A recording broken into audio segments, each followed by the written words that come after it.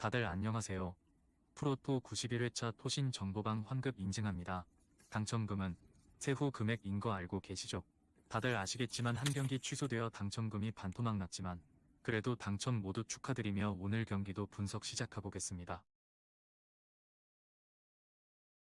금일 첫 번째 경기 광주FC 대 포항 스틸러스 분석 시작해보겠습니다.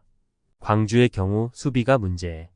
물론 허율이 센터백으로 변신한 것 자체는 어느 정도 효과를 보고 있다. 하지만 개인의 집중력들이 후반 막판에 하락하는 모습이 강하다.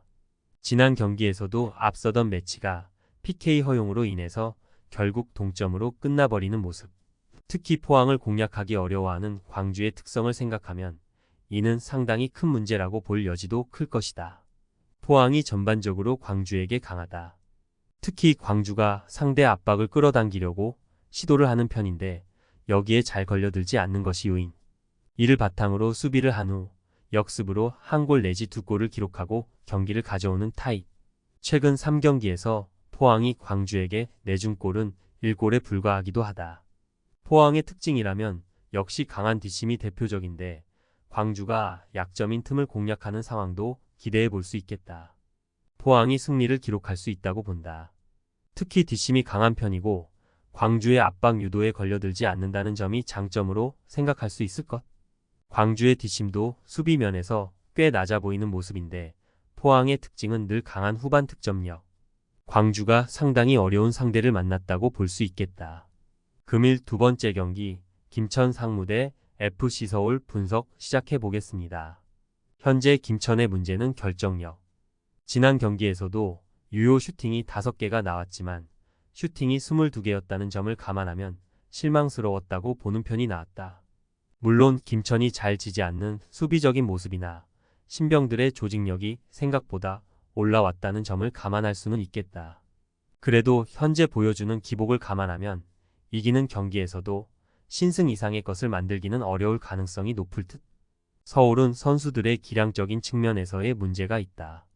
지난 두 경기에서 자책골과 골키퍼 백종범의 미스라는 패턴으로 실점이 나와버리는 모습.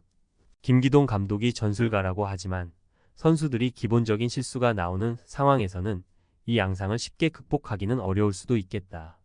그나마 김천 상대로는 초반부터 몰아치면서 이득을 얻는 모습을 보여주기도 했는데 김천의 수비는 기본적으로 뚫기 어려운 특성을 가진 것이 사실이긴 하다. 김천이 신승하는 상황을 기대해 본다. 서울의 전술적인 기량이 어느 정도 있다고 하나 실수로 자주 경기를 놓치는 것을 좋게 보기는 어려운 것도 사실. 김천도 어느 정도 결정력에서의 기복이 있어 다득점 이상의 패턴을 쉽게 만들기는 어려울 것으로 보고 있기는 하지만 조직력에서는 나쁘지 않은 모습을 보여주고 있다. 토신 최종 조합은 영상 아래 고정 댓글로 말 걸어주시면 토신 정보방에서 무료로 공유해드립니다. 제발 손해보면서 토토하지 말고 다같이 웃으면서 즐겁게 베팅합시다. 함께 하실 분들은 부담 갖지 마시고 편하게 말 걸어주세요.